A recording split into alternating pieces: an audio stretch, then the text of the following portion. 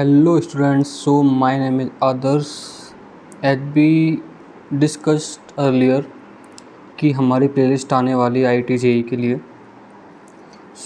हम आ चुके हैं नया टॉपिक लेके, जो एज हमने डिस्कस किया था कि हम पहला चैप्टर वेक्टर से शुरू करने वाले हैं। तो हम ये चैप्टर लेके आ गए वेक्टर। तो चलो ठीक है ना, पहले एक चीज़ समझ लो कि जो इस वाले चैप्टर में मैं कराने वाला हूँ, तो इस वाले चैप्टर में जो भी चीज़ें हम करेंगे ये मान के चलना कि आपका जो अप्रैल वाले अटेम्प्ट में जो भी आप क्वेश्चन पेपर आपका जो आने वाला मैथ्स का और इस टॉपिक से जो भी क्वेश्चन आएगा तो आप इजीली करके निकलने वाले हैं आफ्टर अटेंडिंग दिस प्लेलिस्ट और we consider topic of the vector. Start करते हैं, है ना। तो सबसे पहले बच्चा उन बच्चों के लिए है जिन्होंने वेक्टर अभी तक पढ़ा नहीं है, तो उनको पहले मैं बता दूं कि वेक्टर होता क्या है ना।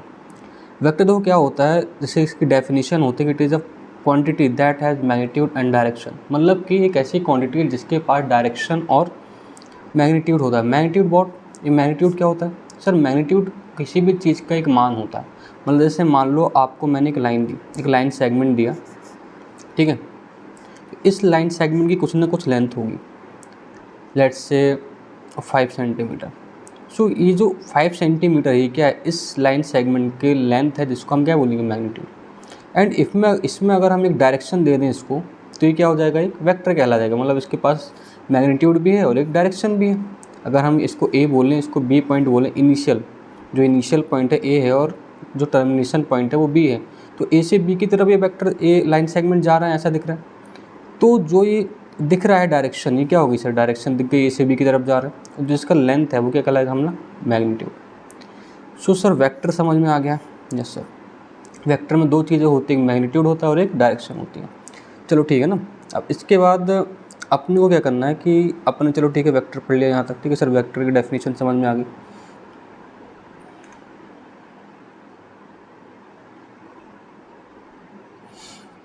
ठीक है सर, वेक्टर की डेफिनेशन हमें समझ में आ गई। अब इसके बाद क्या?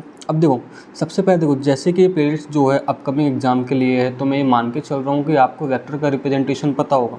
वेक्टर को अपन कैसे रिप्रेजेंट करते हैं सर? जैसे मान लो कोई एक वेक्टर है, मतलब हमें कोई ऐसे दिया हो कि सर वेक्टर लेट से ए है, इसको मैंने sir I cap plus J cap plus K cap के फॉर्म में लिख दिया। तो हम ये समझ में आता है कि सर किसी वेक्टर में 3 कंपोनेंट होते हैं जो कि आई जे के होते हैं। अभी आई जे के क्या होते हैं वो मैं अभी बताऊंगा कि, या फिर अभी बता देता हूँ, है ना, या फिर थोड़ी देर से, जिसमें से और अच्छे समझ में आए। तो सर वेक्टर कुछ ऐसा दिखाई देता है। वेक्टर का चैप्टर जब हम खोल के देखते हैं तो सर वेक्टर कुछ ऐसा कुछ लिखा हुआ दिखाई देता है। अब इसमें जो आई क्या है सर, जे क्या है और के क्या है, ये तो अभी अपन समझेंगे। बाकी वेक्टर का रिप्रेजेंटेशन हम ऐसे करते हैं, ये बात समझने की चीज़ है। ओके सर, वेक्टर की रिप्रेजेंटेशन समझ में आ गई। अब देन अच्छा सर, चलो ठीक है, आपने ये बोल दिया, लेकिन सर अगर हमें कोई 2 पॉइंट दिए हों, है ना सर, एक और चीज़ होती है वेक्टर में, क्या होती है? चलो एक छोटा सा अपन यहाँ पे एरिया ले लेते हैं। यहाँ पे लेट्स से अपने को एक पॉइंट ए दिया है, मान लो ये डायरेक्टली अपने को नहीं दिया होता, मान लो ये ओ पॉइंट होता, जिसको अपन ओरिजिन बोल दिया। एक तरीके का पॉइंट होगा 3D में। 3D स्पेस में जब हम पॉइंट लेते हैं तो हमें 3 डायरेक्शन से पॉइंट लेते हैं। एक होती है अपनी एक्स डायरेक्शन, एक होती है अपनी वाई डायरेक्शन, एक होती है अपनी जेड डायरेक्शन। तो यहाँ पे 3 पॉइंट्स आते हैं 3D में, 3D स्पेस में। ओके सर, ठीक है, इतना समझ में आ गया। अब देन इसके बाद 3D स्पेस में जब अपने पास इतना आया, तो इसके बाद अपने पास आएगा सर एक पॉइंट और ले लो। अपन अभी सीख रहे हैं क्या कि vector with the help of 2 points हम कैसे लिखेंगे। तो कैसे लिखेंगे सर? मान लो दूसरा पॉइंट जो अपना था 1,1,1, ये 3D में 3D स्पेस में अपने पास दूसरा पॉइंट था। तो अब मान लो मुझे सर एक वेक्टर ऐसा लिखना है जो कि कहाँ से कहाँ तक की तरफ जा रहा है सर? O से A की तरफ जा रहा है। तो एक बात समझना कि जो O पॉइंट है, इसके जो कोऑर्डिनेट हमें दिए हुए हैं अभी, ठीक है, तो ये क्या कह रहा है सर? एक तो अभी पॉइंट है, लेकिन अगर हम वेक्टर की लैंग्वेज में बोलते तो इसको हम बोल देते पोजीशन वेक्टर। अब पोजीशन वेक्टर का मतलब क्या होता है? एक छोटा सा एग्जांपल लेते हैं। जब हम किसी पॉइंट की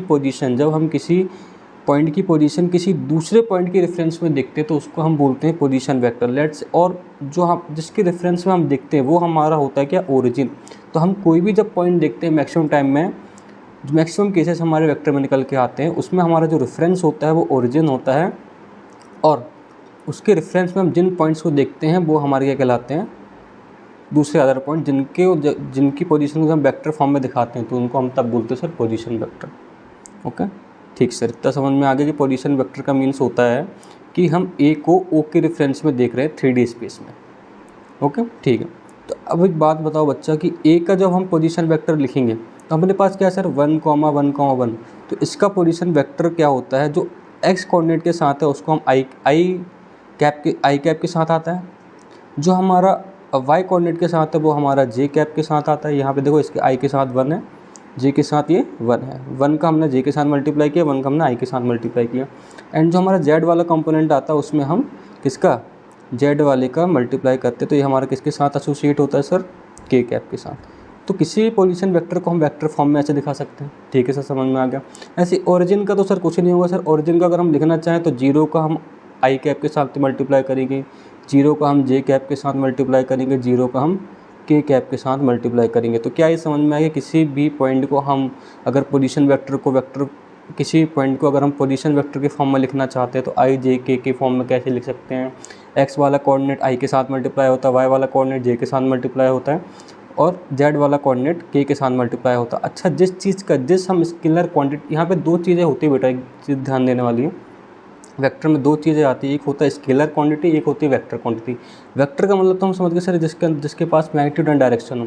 स्केलर क्वांटिटी का मतलब होता है जो सिर्फ एक मैग्नीट्यूड हो, जैसे नंबर हम ले लें 5, 3, 2, 1, ये सब क्या है, स्केलर है। स्केलर इन द सेंस कि सर इनके पास डायरेक्शन नहीं, सिर्फ इनके पास मैग्नीट्यूड है।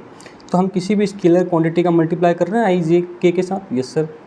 0 क्या है सर, एक नंबर है जो कि जिसके पास डायरेक्शन नहीं है, तो हमने 0 का एक वेक्टर के साथ मल्टीप्लाई किया आई कैप, जो कि एक्स डायरेक्शन को रिप्रेजेंट करता है। Yes sir. तो स्केलर और वेक्टर समझने की बात है, हम स्केलर का वेक्टर के साथ मल्टीप्लाई कर रहे हैं। यहाँ पे सर हमने किसी पॉइंट को पोजीशन वेक्टर के फॉर्म में, जो कि वेक्टर फॉर्म में होती है, उसको लिख दिया हमने। तो समझ में। अब देखो मुझे ओ ए वेक्टर निकालना, तो ओ ए वेक्टर निकालने के लिए क्या होता है बच्चा, ओ ए वेक्टर जैसे हमें निकालना है, ओ ए वेक्टर में क्या होता है कि जो हम इनिशियल पॉइंट हमारा कहाँ है सर, ओ, और टर्मिनेशन पॉइंट क्या है सर, ए। तो हम जो टर्मिनेट होता है जहाँ पे, उसको हम इनिशियल से घटा देते हैं। इनिशियल वाले पोजीशन वेक्टर को हम टर्मिनेशन वाले से घटाते हैं। ठीक है। तो हमारा क्या है, टर्मिनेशन वाला बताओ पोजीशन वेक्टर का टर्मिनेशन का सर, आई cap plus J cap plus K cap, okay, minus, और टर्मिनेशन पॉइंट क्या है सर, 0 आई कैप प्लस 0 जे कैप प्लस 0 के कैप। ठीक है।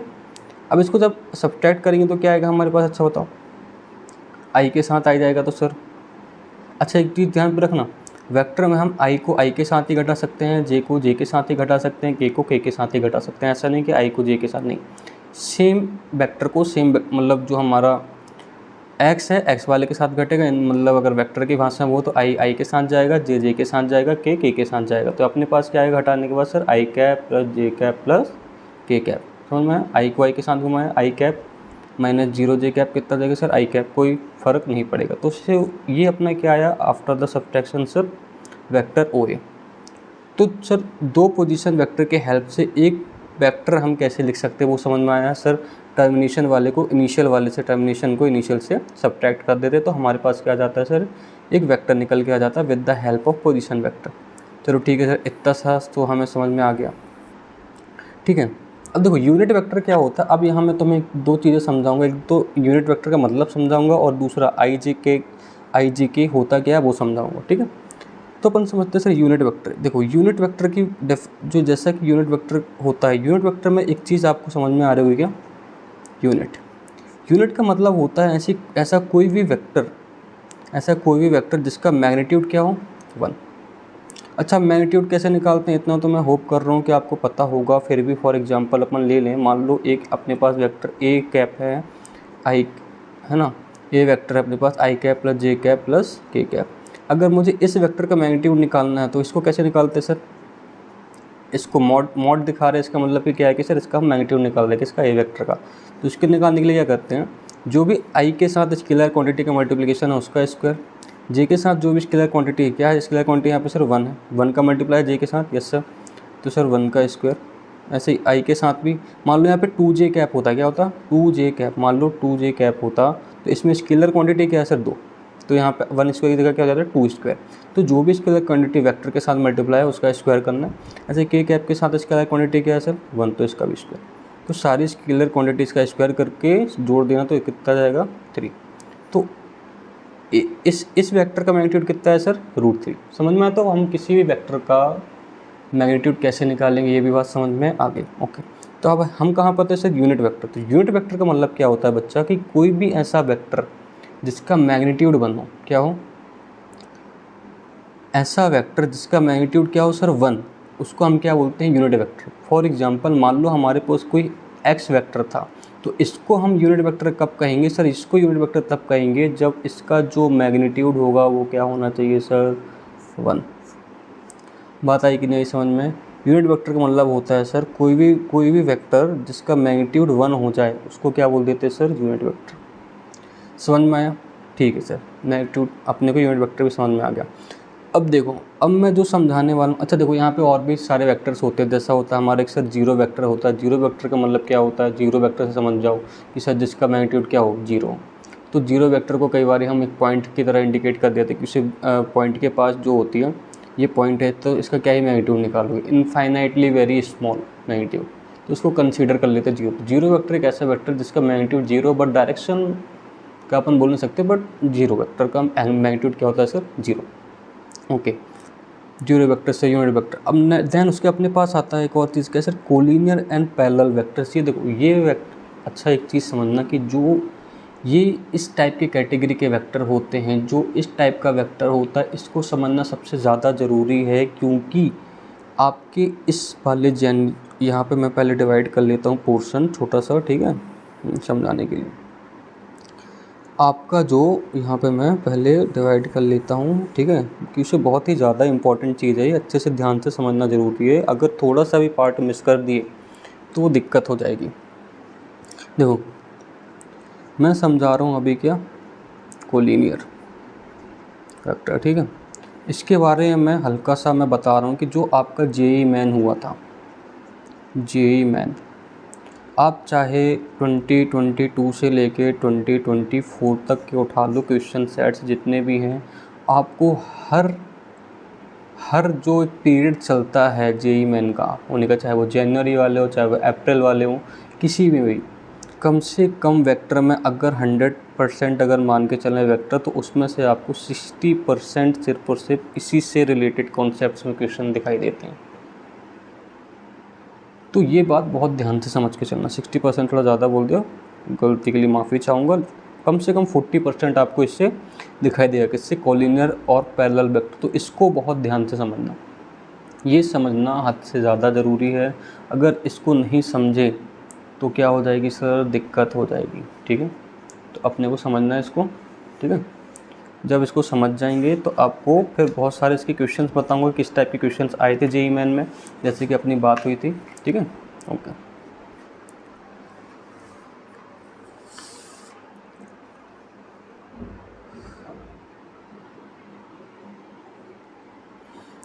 अच्छा हाँ, एक और चीज़ मैं यूनिट वेक्टर में एक और चीज़ बताना चाहता कि यूनिट वेक्टर का मतलब क्या होता है हल्का सा ना, कि मान लो एक और चीज़, पहले एक काम करें, कोलिनियर वेक्टर समझा, यूनिट वेक्टर चलो ठीक है, और यूनिट वेक्टर खत्म करें तो फिर कोलिनियर को इकट्ठा करेंगे ना। तो यूनिट वेक्टर में एक और चीज़ छोटी सी बतानी थी कि यूनिट वेक्टर क्या मतलब होता है, कि मान लो, अच्छा यूनिट वेक्टर खुद में ऐसा नहीं है कि सर बोल दिया कि सर यूनिट वेक्टर का मतलब कि सर ऐसा एक ऐसा वेक्टर जिसका मैग्नीट्यूड क्या हो, 1 हो, ये खुद में एक वेक्टर नहीं होता। ये क्या होता है कि जैसे मान लो कोई हमारे पास ए वेक्टर है, ये वेक्टर है हमारे पास, तो इसका ए से लेके बी तक ये हमारे पास क्या है सर, ए बी जो है, इसको हमने ए वेक्टर बोला सर, ए बी वेक्टर, तो ये पूरा वेक्टर है। लेकिन सर इसका जो मैग्नीट्यूड है वो मान लो कितना है, 5 है। इसका जो मैग्नीट्यूड हमारे पास है कितना है सर, 5, ठीक है। तो यूनिट वेक्टर ए बी का क्या होता है, एक ऐसा वेक्टर होता है जिसका मैग्नीट्यूड जो कि 1 रखता है, मतलब एक छोटा सा पार्ट होता है इसका, इस ए बी वेक्टर, इस ए बी का, इस ए बी की लेंथ का एक छोटा सा एक यूनिट लेंथ होती है। इसके साथ जो हम डायरेक्शन बता देते हैं, एक जो छोटी सी जो हमारे पास एक इस वाले पोर्शन को यहाँ थोड़ा सा जूम करके बता रहा हूँ, ये छोटा सा जो वेक्टर दिख रहा है, ये हल्का सा इस ए बी का एक एसोसिएटेड पार्ट है जिसका मैग्नीट्यूड कितना है सर, 1, और इसकी डायरेक्शन क्या होगी सर, ए बी की डायरेक्शन। अच्छा ऐसे मैं बोल सकता हूँ कि जो हमारे पास छोटा सा, देखो सॉरी फॉर दैट, पता नहीं था ऐसा स्पेस, फिर भी चलो ठीक है, यहाँ पे आते हैं, छटका सा हल्का सा ही जगह ले रहा हूँ। जो हमारे पास ए बी वेक्टर का, जब हम यूनिट वेक्टर की बात करते हैं, तो यूनिट वेक्टर क्या होगा इस ए बी वेक्टर का, कि सर जो हमारा ये यूनिट वेक्टर है, इस यूनिट वेक्टर को हम ऐसे कैप से दिखाते हैं, ठीक है, कैप से। तो ए वेक्टर का यूनिट वेक्टर क्या होगा सर, कैप। तो क्या होगा, अपन क्या बोलते हैं कि इस जो यूनिट वेक्टर है इसको निकालने के लिए, अच्छा इस यूनिट वेक्टर को निकालने के लिए, इस ए बी का यूनिट वेक्टर निकालने के लिए हम क्या करते हैं, जो भी हमारा वेक्टर ए है उसको हम इसी की मैग्नीट्यूड से डिवाइड कर देते हैं। जो भी हमारा पास जो ए बी वेक्टर है, ए बी वेक्टर, उसको हम क्या कर देते हैं, उसी की मैग्नीट्यूड से डिवाइड कर देते हैं, तो हमारे पास क्या आ जाता है, यूनिट वेक्टर आ जाता है, जो कि जिसकी यूनिट लेंथ होती है। ठीक है, अब मान लो मुझे इसी वाले यूनिट वेक्टर से मुझे पूरा ए बी वेक्टर चाहिए, तो मुझे किससे मल्टीप्लाई करना पड़ेगा, इसका क्या, इसी के मैग्नीट्यूड से, है ना। तो मैं ऐसा बोल सकता हूँ कि जो हमारा ए यहाँ पे, तो ठीक इसी मैग्नीट्यूड से ना, तो ये क्या था सर यूनिट वेक्टर के बारे में। अभी थोड़ा सा और समझिए यूनिट वेक्टर के बारे में। पहले अपन कोलिनियर वेक्टर को समझते हैं, जो कि बहुत ही ज़्यादा इंपॉर्टेंट है। ठीक है, तो अपन आते हैं किस पे सर, कोलिनियर वेक्टर में। तो कोलिनियर वेक्टर क्या होता है वो समझ रहे हो। कोलिनियर वेक्टर का मतलब होता है, ध्यान से समझना जो बता रहा हूँ, कोलिनियर वेक्टर का मतलब होता है कि दो या दो से, टू और मोर देन टू वेक्टर ऐसे होने चाहिए जिन जो आपस में क्या हो, पैरेलल हो। जैसे मान लो ये ए वेक्टर है, ये बी वेक्टर है मेरा, तो ए और बी क्या है, आपस में पैरेलल है, पैरेलल वेक्टर। तो ऐसे जो पैरेलल वेक्टर्स होते हैं आपस में, इसको हम क्या बोलते हैं सर, कोलिनियर वेक्टर बोलते हैं। ऐसे ही मैं बोल सकता हूँ एक वेक्टर सी हो जाए, ठीक है, इन तीनों डायरेक्शन सेम है। अच्छा, एक और वेक्टर डी हो सकता है जिसकी डायरेक्शन इनसे उल्टी हो, लेकिन है तो पैरेलल ये चारों आपस में। तो क्या बोलते हैं, इन चारों को, जो ये चारों वेक्टर आपस में पैरेलल है, इसलिए चारों आपस में क्या कहलाएंगे sir, collinear vector. Collinear vector का मतलब होता है ऐसे वेक्टर्स जो आपस में क्या हों, पैरेलल हों, आपस में पैरेलल है। साथ में एक और चीज़ होती है, एक होती है सपोर्ट लाइन, जिसको हम बोलते हैं सपोर्ट लाइन होती है। सेम सपोर्ट लाइन से चारों के चारों वेक्टर क्या होने चाहिए, पैरेलल होने चाहिए। एक कॉन्सेप्ट होता है जिसको सपोर्ट लाइन बोलते हैं। सपोर्ट लाइन कब आता है गेम में, मतलब जो शुरुआत होती है, एक छोटी सी बात है कि जो वेक्टर की शुरुआत होती है वो होती है इसी सपोर्ट लाइन से ही होती है। जो रियल डेफिनेशन जो होती है इसकी वेक्टर की, वो सपोर्ट लाइन से ही आती है। सपोर्ट लाइन में क्या होता है कि जैसे मान लो एक इनफाइनाइटली लाइन होती है, ठीक है, जिसका अगर हम छोटा सा पार्ट ले लें, इस छोटे से पार्ट को हमने लिया, इसकी एक डायरेक्शन है, तो क्या बोलते हैं कि छोटा सा जो पार्ट निकाल के हम इसको यहाँ पे ले आएंगे, इस छोटे से पार्ट को यहाँ पे लाके दिखा दिया, तो ये क्या हो गया, इस इनफाइनाइट लाइन का इसके पास डायरेक्शन थी, उसका छोटा सा पार्ट लाके हमने यहाँ पे रख दिया, तो ये क्या हो जाएगी, इसकी एक ही सपोर्ट लाइन। अच्छा, वेक्टर को हम 3D स्पेस में कहीं भी घुमा सकते हैं, बस एक शर्त होती है कि इसकी जो डायरेक्शन और मैग्नीट्यूड होती है वो चेंज नहीं होनी चाहिए। बस डायरेक्शन और मैग्नीट्यूड को चेंज मत करो, क्योंकि इसी वेक्टर की एक चीज़ यूनिक प्रॉपर्टी होती है, डायरेक्शन एंड मैग्नीट्यूड। अगर तुम इसी को चेंज कर दोगे तो हमारा वेक्टर ही चेंज हो जाएगा। तो इन वेक्टर को बिना डायरेक्शन और मैग्नीट्यूड के चेंज किए तुम स्पेस में, इस पूरे स्पेस में कहीं पर भी घुमा सकते हो, है ना। तो इसको उठा के हम इस वाली सपोर्ट लाइन में भी रख सकते हैं, हाँ सर रख सकते हैं, ठीक है, बिना डायरेक्शन को चेंज किए। तो ये आपस में क्या कर सकते हैं, पैरेलल है। तो ठीक है, समझ में आया। तो मतलब ये चारों वेक्टर के आपस में पैरेलल। तो अपने को एक चीज़ जो काम की चीज़ है, अपने को सिर्फ ये समझना है कि सर ये कोलिनियर वेक्टर ऐसे वेक्टर होते हैं जो कि आपस में पैरेलल होते हैं। कोलिनियर वेक्टर में एक और चीज़ समझना, जो हमारा कोलिनियर वेक्टर होता है, इसमें दो टाइप की वेक्टर्स का केसेस आता है। जो दो टाइप के केसेस होते हैं, एक होता है सर लाइक वेक्टर, दूसरे होते हैं अनलाइक वेक्टर। लाइक वेक्टर का मतलब क्या होता है, ऐसे दो वेक्टर जिनकी डायरेक्शन सेम हो। अच्छा, यहाँ देखकर बताओ ऐसे कौन से दो वेक्टर जिनकी डायरेक्शन सेम है। सर यहाँ तो 3 वेक्टर जिनकी डायरेक्शन सेम है, ए बी सी 3 ऐसे वेक्टर हैं जिनकी डायरेक्शन सेम है, बस डायरेक्शन सेम होनी चाहिए, तो ये क्या कहलाएंगे sir, like vector. Unlike vector का क्या मतलब होता है, अनलाइक वेक्टर एक ऐसे दो या दो से अधिक ऐसे वेक्टर होते हैं जिनकी डायरेक्शन अलग हो। तो यहाँ पर देख के जिनकी डायरेक्शन क्या हो, अलग, देखो अलग है। यहाँ पर देख के बताएं कौन से वेक्टर है। सर डी को इन तीनों में से किसी एक के साथ भी ले लो तो अपोजिट डायरेक्शन है। तो सर ये हमारा डी वेक्टर हो जाएगा, ये हमारा सी वेक्टर हो जाएगा। सी की जगह हम बी भी बोल सकते हैं, ए भी बोल सकते हैं, ठीक है। तो इन दोनों डायरेक्शन क्या है सर, डिफरेंट है, तो ये क्या हो जाएंगे सर, अनलाइक वेक्टर। इतना समझ में आया कोलिनियर वेक्टर के बारे में। अब चलो ठीक, कोलिनियर वेक्टर हम एक और छोटी सी चीज़ ले लेते हैं, है ना। एक छोटा सा कॉन्सेप्ट है, जो छोटा सा बोलने को है, पर पूरी की पूरी जेईई मेन के क्वेश्चन जो अभी जनवरी में आए थे, कम से कम मैं बता रहा हूँ, जब मैंने एनालिसिस किया है तो कम से कम मुझे ऐसे 5 से 6 क्वेश्चन देखे हैं जो कि सिर्फ और सिर्फ कोलिनियर वेक्टर के कॉन्सेप्ट से ही हैं। और ये मान के चलो कि अप्रैल के अटेम्प्ट में भी यही होने वाला है। कोलिनियर वेक्टर से बहुत ही ज़्यादा क्वेश्चन आते हैं, तो ये बात को ध्यान में रखना। कोलिनियर वेक्टर का देखो, एक छोटा सा कॉन्सेप्ट बहुत प्यार से समझते हैं। मान लो ये वेक्टर ए है, क्या है, वेक्टर ए, और मान लो ये वेक्टर हमारा बी है, क्या है, वेक्टर बी। ध्यान से समझना, ए वेक्टर ए है, ये वाला हमारा वेक्टर बी है। तो मैं एक चीज़ मैंने आपको बोली थी कि, और ये दोनों आपस में क्या है, पैरेलल है।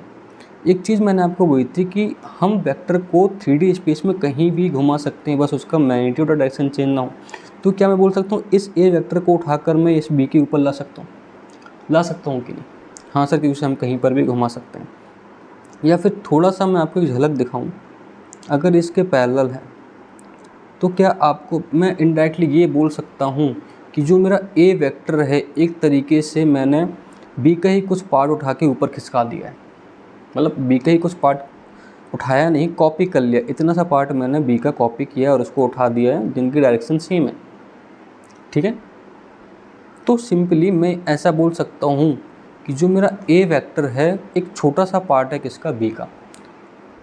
या फिर एक तरीके से बोल सकता हूँ कि ए वेक्टर बी वेक्टर को लाने के लिए मैंने ए वेक्टर में किसी स्केलर क्वांटिटी का मल्टीप्लाई किया है, जिससे बी इस ए वेक्टर की लेंथ बढ़ गई और इसको हमने बी वेक्टर बोल दिया। समझ में आ रही बात? मैंने क्या बोला कि जो हमारा बी वेक्टर आया है उस पर हमने किसी स्केलर क्वांटिटी लैम्डा का मल्टीप्लाई किया है, किस पे, ए पे। ए वेक्टर में हमने किसी स्केलर क्वांटिटी लैम्डा का मल्टीप्लाई किया है, तो हमें क्या मिल गया, बी वेक्टर, जिसकी लेंथ हमें बढ़ी हुई दिखाई दी। तो यही जो रिलेशन आपको दिख रहा है, ये वाला रिलेशन, ये मोस्ट इम्पॉर्टेंट रिलेशन है किसी भी दो कोलिनियर वेक्टर के लिए, कि जब ए और बी हमारे कोलिनियर वेक्टर हैं तो मैं बी को ए के रूप में लिख सकता हूँ, या फिर ऐसा बोलूँ ए को बी के रूप में लिख सकता हूँ। अच्छा, दूसरे तरीके से इसी चीज़ को हम कैसे बोल सकते हैं बताओ? ऐसे बोल सकता हूँ कि बी पे मैंने किसी चीज़ का मल्टीप्लाई किया होगा जिससे इसकी लेंथ घट गई होगी और हमें ए वेक्टर मिलेगी। समझ में? मैंने क्या बोला, ध्यान से समझना। ये पहली चीज़ है, ये पहले तरीका बोलने का हुआ। पहला तरीका क्या हुआ कि ए में जो ए वेक्टर था उस पर हमने किसी स्केलर क्वांटिटी का मल्टीप्लाई किया जिससे इसकी लेंथ बढ़ गई, और जिसको हमने नया वेक्टर मिला उसको हमने क्या बोल दिया, बी वेक्टर बोल दिया। ये कोलिनियर वेक्टर की डेफिनेशन। इसी तरीके से हम इसको दूसरे तरीके से क्या से बोल सकते हैं कि हमने बी वेक्टर में किसी स्केलर क्वांटिटी म्यू का मल्टीप्लाई किया जिससे इसकी लेंथ कम हो गई, तो हमें क्या मिल गया, ए वेक्टर। समझ में आया कि नहीं? इतना समझ लो, ठीक है। तो ये जो दो रिलेशन हैं, ये दो रिलेशन बहुत ही ज़्यादा इम्पोर्टेंट हैं। कम से कम मान के चलो हर पेपर में तुम्हें एक क्वेश्चन इससे दिखाई देगा वेक्टर का। अगर दो क्वेश्चन आएंगे पेपर में तो एक क्वेश्चन डेफिनेटली कोलिनियर वेक्टर पे बेस्ड होगा, जिस पे तुम्हें एक वेक्टर को दो वेक्टर दिए रहेंगे, एक को दूसरे के फॉर्म में लिखना रहा होगा और अल्फ़ा या बीटा या गामा कोई भी अननोन दे देगा, वो तुम्हें निकालना होगा। ठीक है, ये छोटी सी चीज़ है जो बहुत ध्यान पे रखनी है। तो एक कोलिनियर वेक्टर के केस में क्या होते हैं, रिलेशंस होते हैं, जो अभी हमें फ़िलहाल में हमें ध्यान में रखने हैं। ठीक है, अच्छा चलो ठीक है, एक क्वेश्चन कर ही लेते हैं ना, अभी शांति नहीं मिल रही तो चलो ठीक है अपन एक क्वेश्चन डिस्कस कर ही लेते हैं। ठीक है, उससे पहले अपन एक चीज़ समझ लें क्या, कोप्लानर वेक्टर, जिसमें से जब मैं इस पेज को पलटाऊँ तो अपन उस क्वेश्चन के साथ साथ इस वेक्टर पीछे को छूट ना रहा हो। ठीक है, अब अपन समझते हैं collinear vector, sorry collinear vector हो गया, कोप्लानर वेक्टर। अभी करेंगे इस पर क्वेश्चन, बहुत ही ज़्यादा इंपॉर्टेंट वो क्वेश्चन रहेगा। देखो छोटा सा क्वेश्चन है, पर बात ये है कि उसमें जो कॉन्सेप्ट है वो बहुत ही ज़्यादा बड़ा है, वो समझना ज़्यादा ज़रूरी। तो कोप्लानर वेक्टर पहले अपन समझ लेते हैं। कोप्लानर वेक्टर का मतलब क्या होता है वो अपन समझते हैं। ठीक है, तो देखो कोप्लानर वेक्टर से पहले तो ये समझो कि क्या समझ में आ रहा है, मतलब नाम से क्या समझ में आ रहा है कोप्लानर का, वो समझो।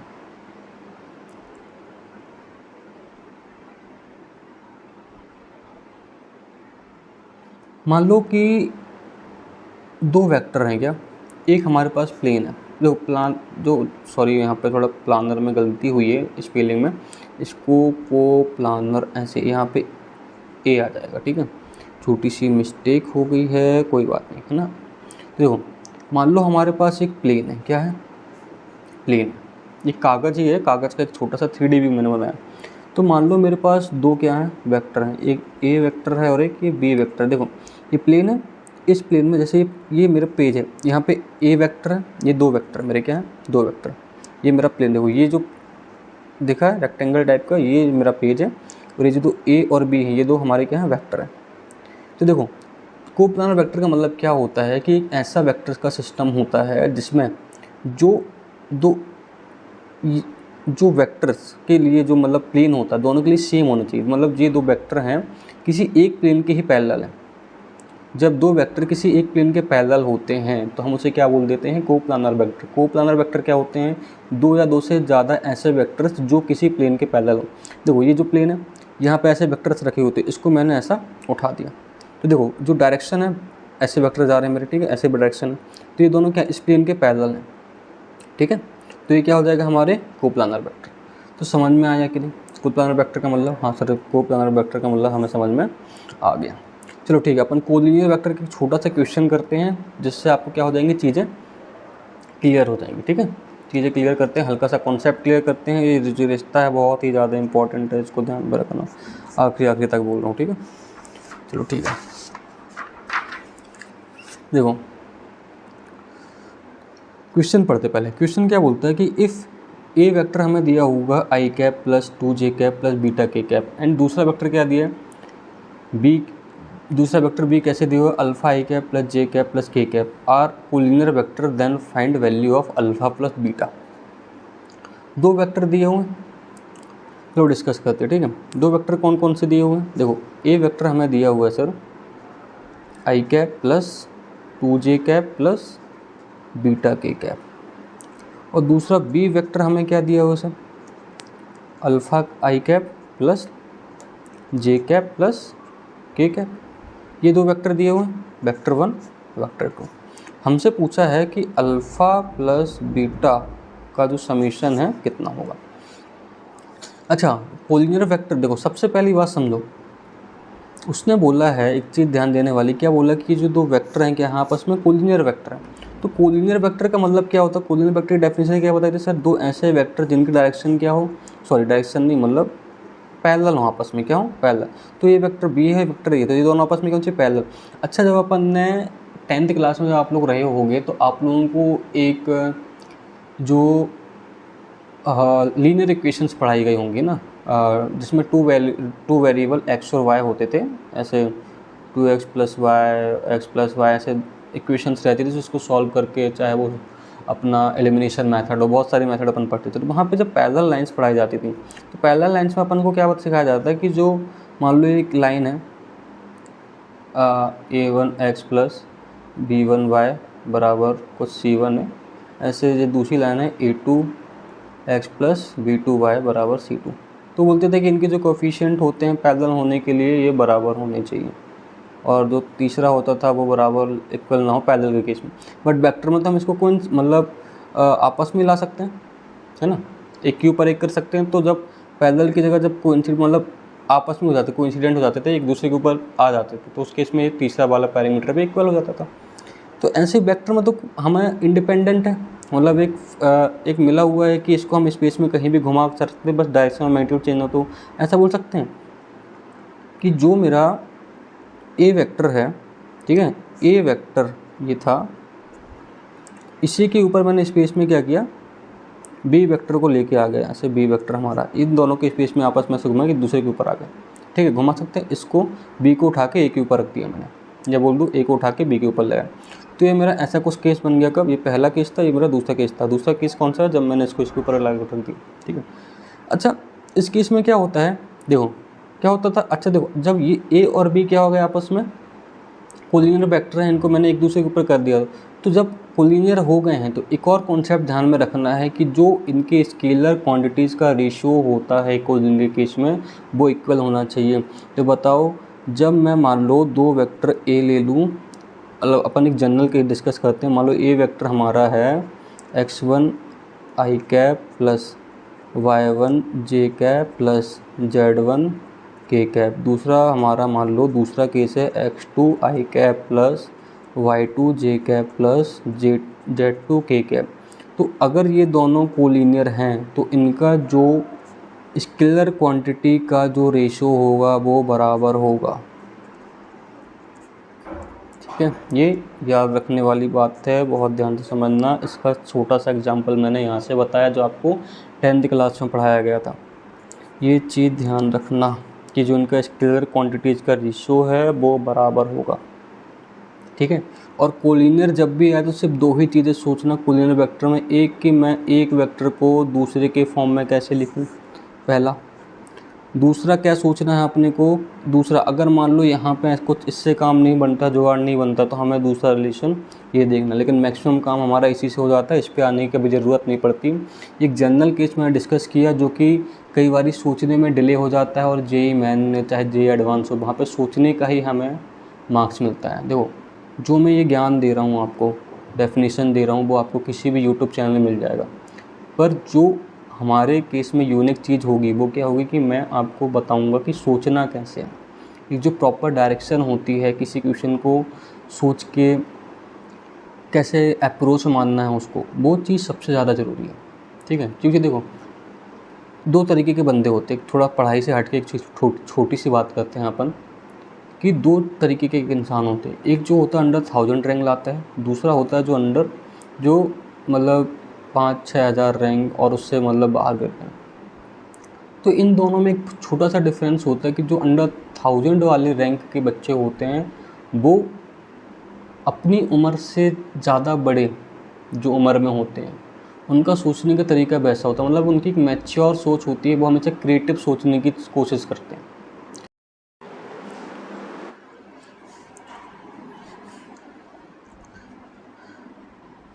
तो देखो क्रिएटिव कब सोच पाओगे, जब तुम्हें अप्रोचेस पता होंगे। अप्रोचेस मतलब कि किसी क्वेश्चन को देख के तुम्हारे दिमाग में कम से कम 10 सेकंड के अंदर तो ये आ जाना चाहिए कि किन किन मेथड से इस क्वेश्चन को सॉल्व किया जा सकता है, इसका अप्रोच और कॉन्सेप्ट क्या है, ये आ जानी चाहिए। तो ये कब आएगी, जब तुमने क्वेश्चंस प्रैक्टिस किए होंगे, मल्टीपल वैरायटी तुमने देखी होंगी, है ना। तो ये है, तो इन चीज़ों का सबसे ज़्यादा ध्यान रखना। और जब जेईई मेन का अटेम्प्ट दो तो मैं सबसे पहले यही बोलूँगा कि रिजल्ट सबसे पहले अप्लाई करने की कोशिश करना। कैसे करना है वो मैं अभी बताऊँगा तुम्हें। जैसे यहाँ पे इस क्वेश्चन पे जब मैं कराया तो तुम्हें बताया कि जैसे तुम्हें कोलिनियर वेक्टर देखने को मिला तो तुम्हारे दिमाग में दो चीज़ें क्लियर हो जानी चाहिए। कि पहली चीज़ जो सबसे पहले आनी चाहिए वो है कि तुम किसी एक वेक्टर को दूसरे के फॉर्म में लिख सकते हो by just multiplication of some scalar quantity. या दूसरा क्या हो सकता है, दूसरा वे कि अगर दो वेक्टर कोलिनियर हैं तो मैं उनके स्केलर क्वांटिटी को जो रेशियो लूँगा तो वो इक्वल होगा। तो ये अप्रोचेस है जो तुम्हें बाय क्वेश्चंस प्रैक्टिस से आएंगी। जब तुम मल्टीपल क्वेश्चन देखोगे तब तुम्हें आएंगे, जब तुम वैरायटी ऑफ क्वेश्चंस करोगे तब। तो चलो ठीक है, अपन थोड़ा सा अब आगे बढ़ते हैं इसमें ना, टाइम ज़्यादा हो रहा। तो देखो पहला क्या है कि अपन सर एक कॉन्सेप्ट, देखो इसको अप्लाई करने से ईजिली तुम्हें इसका आंसर दिखना शुरू हो जाएगा। चलो ठीक है, अगर इस वाले रिलेशन को अगर अपन इस गिवन कोलिनियर वेक्टर में लगाए तो क्या होगा बताओ। अच्छा ए वेक्टर वाला को अपन ने क्या बोला, ये ए वेक्टर के जो भी स्केलर क्वांटिटीज़ है उनका रेशियो लेना है बी वेक्टर के स्केलर क्वांटिटीज़ के साथ। तो चलो करते हैं ना। तो बताओ क्या आएगा इसके करस्पॉन्डिंग, आई के करस्पॉन्डिंग स्केलर क्या है यहाँ पे 1, बी के करस्पॉन्डिंग स्केलर क्या है यहाँ पे अल्फ़ा। ऐसे ही जी के करस्पॉन्डिंग स्केलर क्वांटिटी क्या है 2, बी में जे करस्पॉन्डिंग सर 1। ये किसके बराबर होगा सर, जो भी के की करस्पॉन्डिंग हमारा स्केलर मल्टीप्लायर है जो भी यहाँ पे है ना। चलो ठीक है, अब चलो ठीक है इसको सॉल्व करते हैं, दो दो करके ले लेते हैं ना। एक ये वाला ग्रुप लेते हैं और ये दो, तो ये करके तो पहला क्या हो जाएगा 1/अल्फ़ा इज इक्वल्स टू 2/1। सॉल्व कर रहे हैं, बस थोड़ा सा कैलकुलेशन है। तो यहाँ से अल्फ़ा क्या आ जाएगा अपना 1/2, ठीक है। ये हमारा क्या गया अल्फ़ा का वैल्यू। अब बीटा का लेने के लिए क्या करेंगे सर, बीटा के लिए क्या बोलेंगे 2/1 इज इक्वल्स टू बीटा/1। तो यहाँ से बीटा का वैल्यू क्या आया सर, बीटा बराबर 2। तो इतना समझ में आया कि नहीं आया कि सर अल्फ़ा कैसे आया बीटा कैसे आया, ये हमें समझ में आ गया। और कैसे इसको अप्रोच करना है कोलिनियर वेक्टर को ध्यान में रखते हुए। कोलिनियर वेक्टर से सबसे पहले तो तुम्हें ये दो कॉन्सेप्ट सबसे पहले याद आने चाहिए, ध्यान रखना, ठीक है। अभी मैं एक चीज़ सिखाऊंगा तुम्हें, एक लीनियर इंडिपेंडेंट और लीनियर डिपेंडेंट दो कॉन्सेप्ट होते हैं, उनका मतलब क्या होता है वो वहाँ से भी थोड़ी चीज़ आपको समझ में आएगी, दो है ना। अभी बस एक छोटा सा फ्लेवर दिया हूँ इस चीज़ का, तो इसको ध्यान में रखना, ठीक है। ठीक, तो इस क्वेश्चन को कैसे किया समझ में आया, ठीक है। अच्छा अपने को क्या बताना था, अल्फ़ा प्लस बीटा। तो अल्फ़ा प्लस बीटा, अच्छा बताओ क्या है तुम्हारे पास, अल्फ़ा भी आ गया बीटा भी आ गया। तो अल्फ़ा प्लस बीटा, अल्फ़ा कितना था 1/2 + 2, तो अल्फ़ा प्लस बीटा क्या आ जाएगा 5/2। ठीक है, तो ये छोटी सी चीज़ें ध्यान पर रखना कोलिनियर वेक्टर को लेते हुए। चलो ठीक है सर, कोलिनियर वेक्टर हमारा एक क्वेश्चन तो अपन ने किया। ठीक है, तो चलो अपन है ना, अभी तक अपन ने जो भी सीखा, क्या सीखा, नॉन कोलिनियर के बारे में एक छोटा सा एग्जांपल भी देखा था अपन ने, है ना, कि मतलब कैसे उसके जो स्केलर क्वांटिटीज़ होते हैं उनका रेशियो लेना है, कब लेना है, और कब अपने को वो जो अपन जो बात बोल रहे थे कि जब दो वेक्टर कोलिनियर होते हैं तो हम ये बोल सकते हैं कि जो दूसरा वेक्टर है उसका एक पार्ट है या फिर कॉपी किया हुआ है। ठीक है, तो एक और क्वेश्चन अपन करते हैं जो कि आपके जेईई मेन एग्ज़ाम में आया था 2024 के अटेम्प्ट में, कोलिनियर वेक्टर्स के ऊपर बेस्ड था। ठीक है, तो क्वेश्चन क्या था, सबसे पहले वो मैं बता देता हूँ। उसमें क्वेश्चन में क्या था, क्वेश्चन में वो होता कि आपके पास 3 वेक्टर दिए हैं ABC जो कि नॉन जीरो हैं। क्या है, नॉन जीरो, मतलब इनमें से किसी भी वेक्टर का जो मैग्नीट्यूड है वो जीरो नहीं है। तीनों वेक्टर क्या हैं, नॉन जीरो वेक्टर हैं। ठीक है, दूसरी चीज़ उसने बोली थी अपने से, एक रिश्ता बताया था कि B और अपना जो C वेक्टर हैं आर नॉन कोलिनियर। क्या बोला था, आर नॉन कोलिनियर। अच्छा, अब जब इसने नॉन कोलिनियर बोला, यहाँ से इससे क्या समझ में आ रहा है कि जो B वेक्टर और C वेक्टर है आपस में पैरेलल वेक्टर नहीं है। कोलिनियर वेक्टर से अपन ने क्या समझा था कि जो दो वेक्टर्स होते हैं या दो से ज़्यादा वेक्टर्स होते हैं वो आपस में क्या होते हैं, अगर कोलिनियर हैं तो वो पैरेलल होंगे। अब यहाँ पे इसने B और C को नॉन कोलिनियर बोला, इसका मतलब है कि B और C आपस में नॉन कोलिनियर मतलब पैरेलल नहीं होंगे। सिंपल सी बात यही है, समझ में आया इतना। और अपन जब ऐसी बात करते हैं इसका मतलब है कि हम B को C का पार्ट नहीं बोल सकते, है ना, सिंपल सा। या फिर एक रिलेशन नहीं बता सकते कि हाँ अपन ने C का कोई पार्ट लिया है बाय स्केलर, जो अभी तक अपन ने सीखा था एक क्वांटिटी का मल्टीप्लाई करके।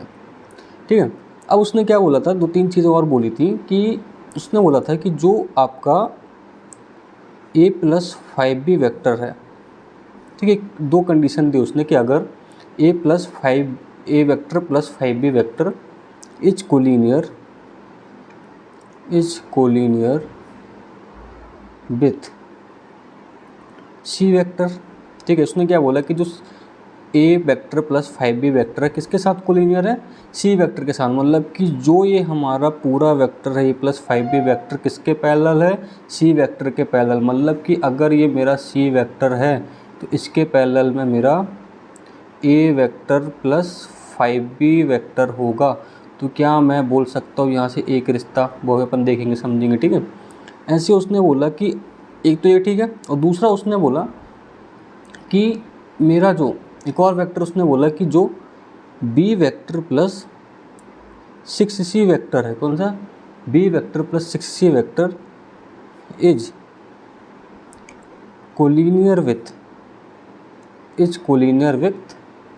A vector. मतलब कि अब इस केस में क्या होगा कि जो मेरा ये वाला वेक्टर है, कौन सा, B वेक्टर + 6C वेक्टर किससे कोलिनियर है, A के साथ। मतलब कि एक से क्या है, पैरेलल है। ठीक है, ऐसा कुछ। अब बात समझना, देखो, तो उसने बोला कि चलो ठीक है ऐसा है तो हमें किसका मान बताना है कि जो ने एक और कंडीशन दी थी कि जो A vector + alpha V vector + beta C vector है वो क्या है हमारा, 0 एंड, है ना। इफ़ कंडीशन के साथ सारा ये कुछ चल रहा है एंड ये हमारा दिया हुआ। देन हमें बताना था कि what is the value of alpha + beta. Then हमारा अल्फ़ा + बीटा कितना होगा, ये आपका किस में पूछा गया, जेईई मेन 2024 में। तो समझना एक बात, मैंने जब कोलिनियर वेक्टर आपको बताया था वो मैंने बताया जब दो वेक्टर आपस में क्या होते हैं, पैरेलल होते हैं। जैसे अपन पहला वाला केस ले, कौन सा, A vector + 5B vector is collinear with C vector. अच्छा, यहाँ पे देखो A vector, B vector, C vector, तीनों में से कोई भी वेक्टर हमें IJK के फॉर्म में नहीं दिया है। इसका मतलब है कि हम जो स्केलर क्वांटिटी का जो रेशो ले रहे थे, है ना, रेशो जो बराबर कर रहे थे, वो वाला केस किसी भी भाग में लगेगा। तो कोलिनियर वेक्टर में हमारे पास सिर्फ एक ही चॉइस बचती है, क्या, कि हम एक वेक्टर को दूसरे के फॉर्म में कैसे लिख सकते हैं। यही बात थी, मतलब कि एक वेक्टर दूसरे का कितना पार्ट है उसमें हम स्केलर क्वांटिटी का मल्टीप्लाई करते थे। ऐसे यहाँ पे देखो, हम ऐसा बोल सकते हैं कि A वेक्टर + 5B वेक्टर में हमने किसी स्केलर क्वांटिटी का मल्टीप्लाई किया होगा तो हमें क्या मिल गया होगा, C वेक्टर। या फिर ऐसा बोल दे कि C वेक्टर में हमने किसी स्केलर क्वांटिटी का मल्टीप्लाई किया तो हमें A वेक्टर + 5B वेक्टर मिल गया। सिंपल सी बात है, बोल सकते हो ना, अगर दो वेक्टर पैरेलल हो तो ये तो काम करते हैं ना कि a प्लस जो 5b वेक्टर है ये हमें कैसे मिला होगा, जब हमने c वेक्टर में किसी स्केलर क्वांटिटी का मल्टीप्लाई किया होगा, तो लेंथ बढ़ गई होगी या घट गई होगी, तो हमें ये वाला वेक्टर मिल गया। ठीक है, अब दूसरी कंडीशन के हिसाब से हम क्या बोल सकते हैं कि जो हमारा, ऐसे ही हम क्या बोल सकते हैं कि हमारा जो, जब हमने ए वेक्टर पे किसी स्केलर क्वांटिटी का मल्टीप्लाई किया होगा तो हमें B vector plus 6c vector मिल गया होगा, यही हुआ होगा, B vector plus 6c vector मिल गया होगा जब हमने ए पे किसी स्केलर क्वांटिटी का मल्टीप्लाई किया होगा। लेंथ बढ़ गई होगी, घट गई होगी, जो भी लेंथ होगा उसका, है ना। तो हमें यहाँ से दो रिलेशन मिल गए by the condition of collinear. देखो नॉन कोलिनियर ये रिश्ता कैसे दिया है, इसका भी एक यूज है, बहुत ही यूनिक और बहुत ही इंपॉर्टेंट यूज है। ठीक है, तो इसको ध्यान पर रखना। और मैं इसके बाद एक क्वेश्चन दूंगा, हो सकता है वो आपके जेई मैन जो अप्रैल वाला अटैम्प्ट है उसमें उसी टाइप का दिख जाए, है ना, तो उसको आपने ट्राई करिएगा। ठीक है, तो ये अपना ना अभी अपन इसको सॉल्व करते हैं। अच्छा देखो, तो ये दो इक्वेशन अपन ने बना ली by the definition of collinear vectors. ठीक है, अब सर इसके बाद क्या करना चाहिए। अच्छा एक बात बताओ, चलो ठीक है ऐसा अपन ने किया ना, अब इसके बाद अपने पास दो चीज़ें हैं, है ना। अपने को सबसे पहले या तो अपन इस इंफॉर्मेशन का यूज कर लें, दूसरा अपन, है ना, या फिर जो जनरल अपना मैथ दिमाग में आ रहा है चीज़ उसका यूज कर ले। जनरल चीज़ क्या आती है कि सर एक काम करो, इन दोनों इक्वेशन को सॉल्व करो, पर हमारे पास यहाँ पे तीन अननोन है ए बी सी, तो अब इसमें से किसको एलिमिनेट करना चाहिए, किसको नहीं करना चाहिए, सबसे बड़ी चीज़ आती है दिमाग में। ठीक है, आती है कि नहीं? हाँ सर आती है। अच्छा दूसरी चीज़ क्या कर सकते हैं, या तो इन दोनों को जोड़ दें, ठीक है कि अगर ये चीज़ आ जाएगी, अगर जोड़ने वाली चीज़ आएगी तब भी कुछ ना कुछ आएगा दिमाग में। लेकिन अब ध्यान से समझना, अगर तुमने इसको जोड़ दिया, अगर तुमने इसको जोड़ा, तो एक बात बताओ, क्या तुम्हारा इनमें से कोई एक भी वेरिएबल गायब होगा? नहीं होगा। इसका मतलब कि सर कहीं ना कहीं से मुझे वेरिएबल पहले रिड्यूस करने हैं, उसके लिए हमें सबसे बेस्ट जो तरीका है वो है एलिमिनेशन। मतलब इनमें से किसी एक वेरिएबल को हम एलिमिनेट करते हैं। ठीक है, कम से कम किसी एक वेरिएबल को तो एलिमिनेट कर ही दें, जिसमें से सिर्फ दो के बीच में रिलेशन बचेगा। ठीक है, अब देखो जब उसने ऐसा बोला तो अब हमें किसको एलिमिनेट करना चाहिए और क्यों, उसका जवाब सुनना बड़े ध्यान से। ठीक है, यहाँ पे एक छोटा सा पार्ट ले रहा हूँ, ठीक है, उसको समझाने के लिए। मान लो अगर हमने यहाँ से बी को एलिमिनेट किया, किसको एलिमिनेट किया, पहला केस बी वेक्टर को हमने एलिमिनेट किया। ठीक है, तो इस केस में क्या होगा, अब हम जब ये इक्वेशन 1 और इक्वेशन 2 सॉल्व होगी तो हमारे पास दो वेरिएबल दिखेंगे ए और सी, लेकिन ए और सी के बारे में हमें कोई इन्फॉर्मेशन नहीं है कि ये दोनों आपस में कोलिनियर हैं या फिर नॉन कोलिनियर, कोलिनियर हैं या फिर नॉन कोलिनियर, हमें इसके बारे में कोई इन्फॉर्मेशन नहीं है, तो हम बोल ही नहीं सकते इन दोनों के बारे में, कुछ कमेंट ही नहीं कर सकते, तो मतलब कि सॉल्व नहीं हो सकता। क्योंकि उसे देखो अगर तीन वेरिएबल है तो कम से कम तीन इक्वेशंस रिक्वायर होती है सॉल्व करने के लिए, एक मतलब अपना इंडिविजुअल वैल्यू निकालने के लिए, लेकिन अभी हमारे पास सिर्फ दो ही इक्वेशन है, तो हमें दी हुई इन्फॉर्मेशन से यूज करनी है। तो देखो वेक्टर्स में खेल रहे हैं कोलिनियर और नॉन कोलिनियर, सबसे पहले हमें दिमाग में सिर्फ यही आनी चाहिए, अभी तो सिर्फ इन्हीं चीज़ों में हमें खेलना है। तो ए और सी के बारे में हम कमेंट नहीं कर सकते कि कोलिनियर है या फिर नॉन कोलिनियर, मतलब कि, लेकिन हाँ एक चीज़ है, अच्छा एक चीज़ है कि हमें ये चीज़ ज़रूर पता है कि बी और सी जो हैं आपस में क्या है, नॉन कोलिनियर, नॉन कोलिनियर, समझना बात को। अगर बी और सी आपस में नॉन कोलिनियर हैं तो हम इसको ऐसे नहीं दिखा सकते इस रिश्ते में। क्यों? क्योंकि नॉन कोलिनियर का मतलब है कि बी और सी आपस में कभी भी पैरेलल नहीं होंगे, तो हम ये कभी नहीं बोल सकते कि हमने सी पर किसी स्केलर का मल्टीप्लाई किया होगा तो हमें बी मिला होगा। ये तो हम तभी बोलते हैं ना जब वेक्टर क्या होते हैं, पैरेलल। अगर नॉन कोलिनियर है तो ऐसा हम कभी नहीं बोल सकते, गलत होगा, मतलब ये हम कभी नहीं बोल सकते। ठीक है, अगर ऐसा कभी नहीं बोल सकते, मान लो बाय डिफ़ॉल्ट अगर हमारा रिश्ता कुछ ऐसा आ गया, अगर ऐसा कुछ आ गया तो इसको हम ऐसे बोल सकते हैं, इसको अगर थोड़ा सा सॉल्व करें यहाँ पे तो हम ऐसा बोल सकते हैं कि यहाँ पे जो भी था, पहली बात या तो हमारा बी वेक्टर 0 हो जाए, मतलब ये इसको अगर सेटिस्फाई करना है इस इक्वेशन को, तो इसका मतलब है कि ये दोनों 0 में से 0 माइनस होना चाहिए। लेकिन उसने बोला है कि कोई भी वेक्टर नॉन जीरो नहीं है, इसका मतलब है कि बी के साथ भी कोई अगर स्केलर आ जाए तो तब हम क्या बोल सकते हैं कि हमारा लैम्डा और म्यू पक्का जीरो होगा, तभी ये क्वेश्चन जीरो हो सकते हैं। देखो बी और सी कभी जीरो नहीं हो सकता, क्वेश्चन ने क्या बोला नॉन जीरो। पहला केस ये था कि बी और सी क्या हो जाए जीरो, लेकिन ये पॉसिबल नहीं कि उसने नॉन जीरो बोला। तो दूसरा केस हो सकता है यहाँ पे अगर सर कुछ दूसरा वेरिएबल हो और यहाँ पे दूसरा स्केलर हो, ये दोनों स्केलर हो और दोनों के मान क्या होना जीरो, तब जाके इक्वेशन नहीं सेटिस्फाई होगी। मतलब अगर हमने कुछ यहाँ से ऐसा कुछ बना लिया, ऐसा कुछ रिश्ता, तो हम स्केलर क्वांटिटीज़ को जीरो के बराबर करेंगे तो हमें क्या वैल्यूज़ मिलना शुरू हो जाएंगी। हाँ सर, ये हमें कहाँ से समझ में आया, इस नॉन कोलिनियर वाली चीज़ से। तो ठीक है, अपन शुरू करते। तो यहाँ से एक चीज़ समझ में आ गई, किसको एलिमिनेट करना सबसे सही रहेगा सर, ए को। रीजन समझ में आया, क्योंकि इसे हम ए का किसी के भी साथ रिश्ता नहीं बता सकते कि वो कोलिनियर है या नॉन कोलिनियर। अगर हम बता पाते तो हम कुछ ना कुछ सोचते उस बारे में, पर हमें ये तो डेफिनेटली पता है कि बी और सी क्या होने वाले हैं, नॉन कोलिनियर।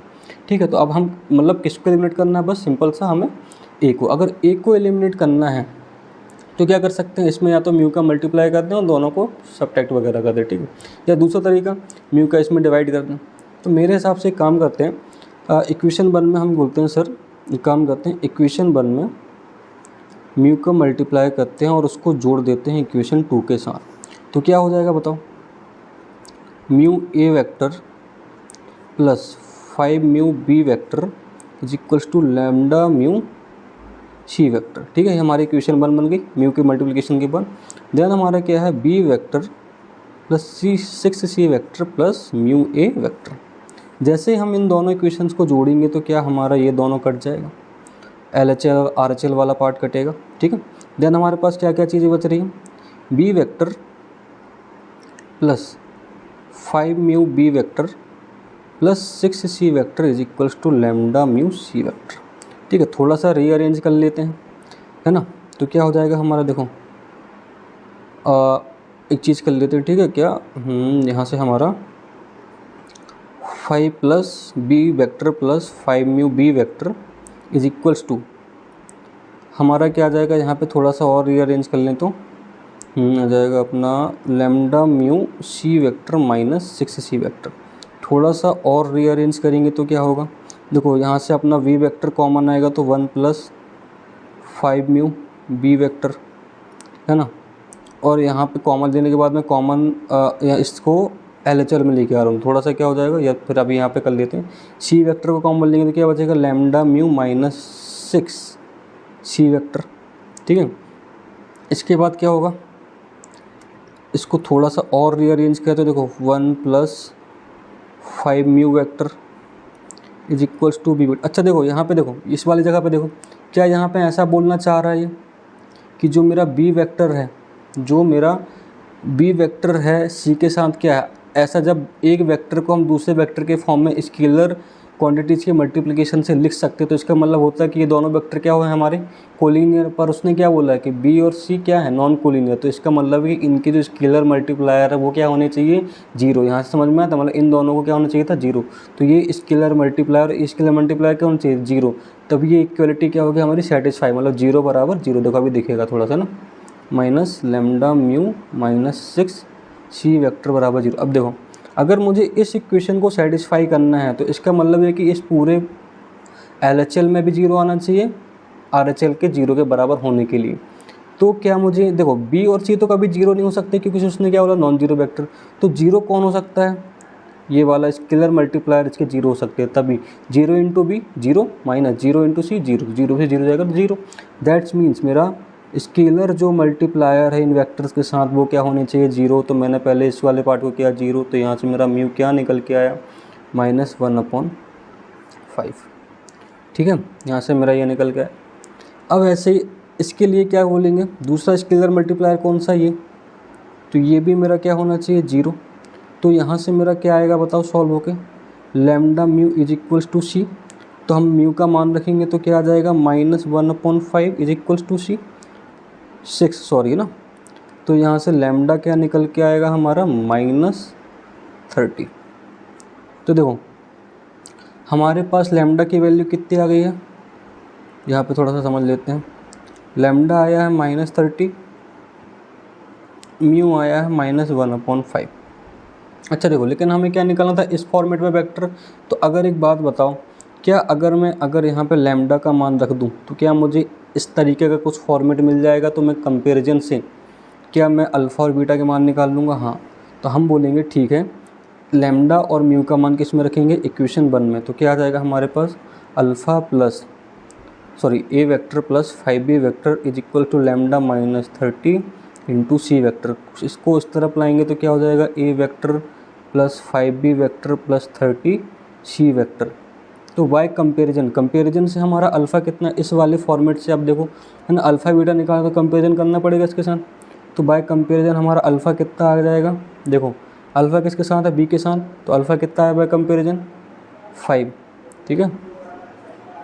और बीटा कितना आया? 30 बाय कंपेरिजन। तो अब एक बात बताओ, उसने पूछा था अल्फ़ा प्लस बीटा। तो अल्फ़ा अगर 5 है तो अल्फ़ा प्लस बीटा कितना हो जाएगा? अल्फ़ा 5 है और बीटा हमारा 30। तो इस हिसाब से समीशन कितना आ जाएगा? 35। तो ये हमारा आंसर होगा। तो समझ में आया ये आपका क्वेश्चन सॉल्व। तो इस तरीके के क्वेश्चन आपको दिख सकते हैं कोलिनियर वाले में, ठीक है। कोलिनियर वाले में आपको इस तरीके के क्वेश्चन दिख सकते हैं। अच्छा, मैं एक क्वेश्चन दूंगा आपको, है ना, उस तरीके का क्वेश्चन आपको दिख सकता है आपके एग्ज़ाम में, है ना। इसी टाइप का है, कुछ नहीं है, बस बताया रहेगा। यहाँ पे सिर्फ वेक्टर्स चेंज है और कुछ थोड़ा सा फॉर्मेट दिया, उसका मान पूछ लिया, कुछ इस तरीके का मान पूछ लिया, तो मतलब वैल्यू पूछ लिए। तो वो ध्यान पर रखना है आपको, ठीक है। तो अपन आगे बढ़ते हैं, है ना। दूसरा क्वेश्चन वो आपको क्वेश्चन मैं दे देता हूँ, आप नोट कर लीजिएगा और ऐसे ही सॉल्व करने का ट्राई करिएगा। तो देखो क्वेश्चन कुछ ऐसा है, ठीक है। क्वेश्चन कुछ ऐसा है कि आपको फिर से A B C 3 non zero vector दिए हुए, ठीक है। नॉन जीरो जो वेक्टर हैं दिए हुए हैं, ए बी सी क्या है? Non zero, 3 non zero vectors हैं। सच दैट इनमें से कोई दो, ठीक है, such that no two of these vectors are collinear। मतलब कि इनमें से कोई भी दो वेक्टर, मतलब कि अगर आप कोई दो वेक्टर इनमें से उठाओगे तो इनमें से कोई भी दो वेक्टर उठाने पे वो कोलिनियर नहीं है। मतलब कि सारे के सारे नॉन कोलिनियर वेक्टर है। सिंपल सा ये कहने का मतलब ना, कोई भी दो वेक्टर्स का पेयर उठाओगे आप, वो कोलिनियर नहीं होंगे, ठीक है। मतलब कोलिनियर होने के लिए दो वेक्टर चाहिए होते हैं। मतलब कि ए बी सी तीनों क्या है? नॉन जीरो वेक्टर, साथ में नॉन कोलिनियर वेक्टर। तो उसने बोला, अब आपको एक कंडीशन दी, उसने क्या दी? दो कंडीशन बोली कि इफ़, समझ में आएगा कि ए बी सी क्या है? Non zero non collinear vector, ठीक है। उसने कंडीशन दी है आपको कि A plus 2b vector is collinear with C vector. पहली कंडीशन ये, ठीक है। मतलब कि ये vector A plus 2b vector मेरा सी वेक्टर के साथ पैरेलल वेक्टर। दूसरी कंडीशन क्या दी है कि B vector plus 3c vector is collinear with A vector. तो यहाँ से क्या समझ में आया कि जो B vector plus 3c vector किसके साथ कोलिनियर है? ए वेक्टर के साथ, ठीक है। तो अब मुझे ये बताना है, उसने बोला कि इफ़, ठीक है, ए प्लस अल्फ़ा मेरा बी वेक्टर प्लस, फिर मेरा आ जाएगा क्या? Beta C vector is equal to 0। अगर ये है if A vector plus alpha B vector plus beta B vector is equal to 0, then वही क्वेश्चन कि अल्फ़ा प्लस बीटा मेरा क्या होगा। ये पहला फॉर्मेट है यहाँ से, ठीक है। दूसरा फॉर्मेट क्या बोल सकता है कि अगर ए प्लस ए वेक्टर, देखो इसका आंसर अगले वाले में दिया हुआ है, ठीक है। ये मतलब इसको सॉल्व करने पे आपका ऐसा कुछ वेक्टर बन जाएगा, ठीक है, ऐसा कुछ फॉर्मेट मिलेगा, है ना। तो मुझे इसका वैल्यू बताओ कि ये कितने, ये क्या होगा, ये किसके बराबर होगा? A vector plus 2b vector plus 6c vector मेरा किसके बराबर होगा? सिंपल सही है, ठीक है। तो या तो ये पूछ सकता है या तो ये पूछ सकता है, इन दोनों में से कोई भी एक आ सकता है। अगर ये आपको अप्रैल वाले में मे भी दिख सकता है, पॉसिबिलिटी है, मतलब 80% चांसेस हैं कि ये दिख सकता है आपको, ठीक है। तो ये क्वेश्चन है आपको होमवर्क के लिए, आप ट्राई कर सकते हैं। अगर आपको इसमें दिक्कत आ रही है तो आप कमेंट में बता दीजिएगा, तो मैं इसका सॉल्यूशन आपको अपडेट दे दूँगा। तो चलो है ना, अपन अगला टॉपिक स्टार्ट करते हैं ना।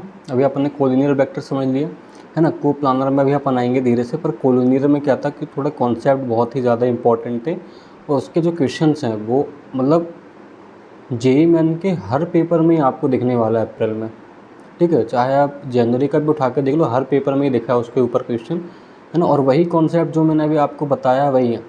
अभी अपन और मिक्स डॉट प्रोडक्ट और क्रॉस प्रोडक्ट के साथ फिर से कोलिनियर वेक्टर्स को देखेंगे, वहाँ भी कॉन्सेप्ट है, पर ये इम्पॉर्टेंट है, इसको दिखाना सबसे ज़्यादा ज़रूरी है। उसका मतलब डेफिनेशन क्या होता है, रियल डेफिनेशन, वो एक्सप्रेस करना इन टर्म्स ऑफ वेक्टर, वो ज़्यादा ज़रूरी है, जो कि अपन ने लास्ट क्वेश्चन में देखे, ठीक है। तो अपन अगला टॉपिक स्टार्ट करते हैं, वो क्या है, जो जनरली अपन देखते हैं क्या, ट्राइंगल लॉ ऑफ एडिशन, है ना। ट्राइंगल लॉ ऑफ एडिशन अब अपन देखने वाले हैं। अब ट्राइंगल लॉ ऑफ एडिशन में क्या होता है, देखो ट्राइंगल लॉ ऑफ एडिशन समझना। मान लो कि मेरे पास दो वेक्टर हैं, ठीक है। अगर मान लो ऐसे बोलते हैं कि मान लो दो वेक्टर ऐसे हैं ए और बी, मेरे पास एक ए वेक्टर है, ठीक है। ए वेक्टर है जो कि किसी ट्राइंगल के एक साइड दिखाता है, ठीक है, एक साइड को दिखाता है।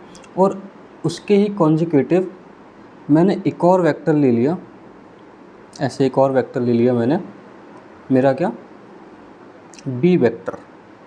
ये बी सी है जिसको मैं बी वेक्टर बोल रहा हूँ, ये मेरा ए बी है जिसको मैं ए वेक्टर बोल रहा हूँ। अगर मैंने ऐसी दो कॉन्जिक्यूटिव साइड ले ली किसी ट्राइंगल की in the form of vector, या फिर ऐसा बोल दो कि अगर मेरे पास दो वेक्टर हैं जो कि किसी ट्राइंगल की दो कॉन्जिक्यूटिव साइड दिखाते हैं, तो इनका जो सम होगा, जो इन दोनों वेक्टर का सम होगा, will be represented by the third side of the triangle, will be represented by the third side of the triangle, ठीक है, third side of the triangle, but in the opposite direction. ऐसा नहीं है कि अगर जो वेक्टर्स मेरा सारे के सारे ऐसे पूरा मतलब क्लोज लूप बना लें, क्लोज लूप बना लें, ठीक है। क्लोज लूप में थोड़ा टर्म सही नहीं लगेगा, अपन ऐसा बोल सकते हैं कि सर क्या टर्म दे सकते हैं, हाँ, कि जो अपने जो है ऑर्डर में नहीं होने चाहिए। मान लो कि जो तीनों के तीनों वेक्टर क्या होते हैं, ऑर्डर में ना हो, है ना। मतलब कि सिंपल सा कि जो हमारा जो इसके इन दोनों वेक्टर का सम का रिजल्टेंट होगा वो मुझे इस ट्राइंगल की थर्ड साइड दिखाएगी, बट इन द ऑर्डर नहीं। देखो ऑर्डर ये चल रहा है तो इसकी अपोजिट डायरेक्शन में, समझ में।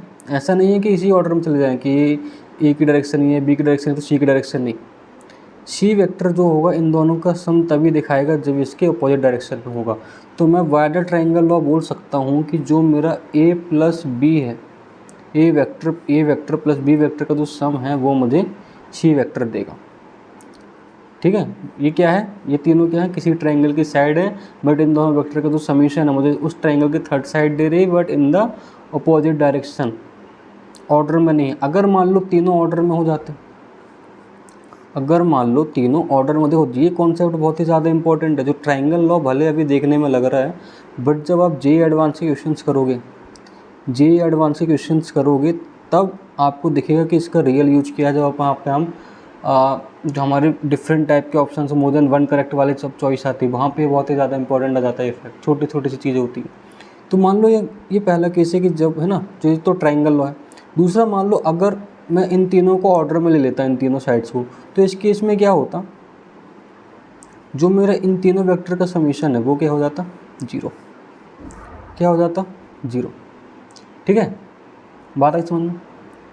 अगर मैं इसको यहीं से देखना चाहता, देखो सिंपल है, देख गया, अगर तीनों को मैंने ऑर्डर में लिया तो तीनों वेक्टर का क्या हो जाएगा, सम जीरो।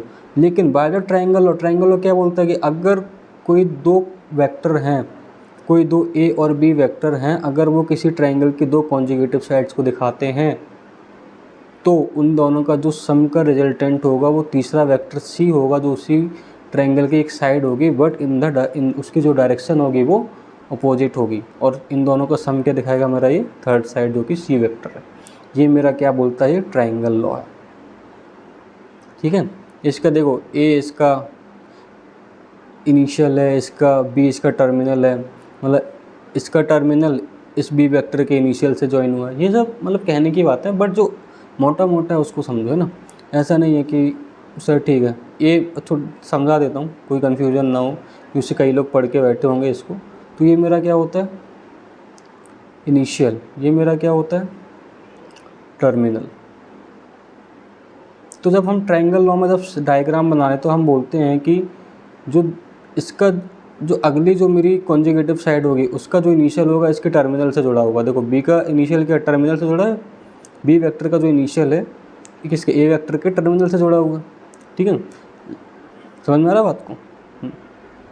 ठीक है, तो ऐसा सीन है। तो ये छोटी सी चीज़ है, मतलब उतना वो कुछ है नहीं ना। तो इनिशियल टर्मिनल कहलाता है किसी भी जो ट्रायंगल, मतलब किसी वेक्टर में इनिशियल होते हैं टर्मिनल होते हैं, छोटी सी बात है। बट आपको ट्रायंगल और ध्यान में रखना है, ये दो जो रिजल्ट है ना, भले देखने में छोटे से लग रहे हैं, बट जब हम मोर देन वन करेक्ट में जाते हैं तो इन्हीं दो रिजल्ट की बदौलत हमारा कोई ना कोई एक जो ऑप्शन होता है वो सही हो जाता है ना। तो ये ध्यान में रखना, मैं दिखाऊंगा कि इसका रियल यूज़ कहाँ पे होता है और कैसे होता है। ठीक है, अब तो ठीक है सर, ये ट्रायंगल लॉ ऑफ एडिशन हो गया। अच्छा एक चीज़ ध्यान पर रखना कि एक छोटा सा फॉर्मूला बता देता हूँ, वो अपन आगे भी डिस्कस कर लेंगे, बट एरिया ऑफ जो ट्रायंगल होता है वो थोड़ा सा अपन देख लेते हैं। जो एरिया ऑफ ट्रायंगल होता है वो क्या होता है, हाफ इंटू मॉडुलस ऑफ कोई भी दो साइड्स ले दो कॉन्जुगेटिव साइड्स, उनका डॉट प्रोडक्ट, सॉरी उनका क्रॉस प्रोडक्ट। तो ये आपको क्या दे देगा, एरिया ऑफ ट्रायंगल। कोई भी दो साइड्स ले लो, उनका क्रॉस प्रोडक्ट का मॉड ले लो, वो आपको क्या दे देगा, कोई भी दो कॉन्जुगेटिव साइड्स लो, उनका मैग्नीट्यूड निकाल लो और हाफ कर दो, तो क्या मिल जाएगा आपको, एरिया ऑफ ट्रायंगल। तो ये छोटी सी चीज़ अभी ध्यान में रखो, है ना। कोई क्वेश्चन अगर टकराता है एरिया ऑफ ट्रायंगल का तो देख लेना वेक्टर्स फॉर्म में। ठीक है, तो क्या हो गया अपना ट्रायंगल लॉ ऑफ एडिशन। अब अपन यहीं पे एक और चीज़ समझ लेते हैं क्या, है ना। एक और जो होता है parallelogram law of vector addition, है ना। ठीक है ना, एक और समझ लेते हैं क्या, छोटा सा चीज़ समझ लेते हैं, पैरेललोग्राम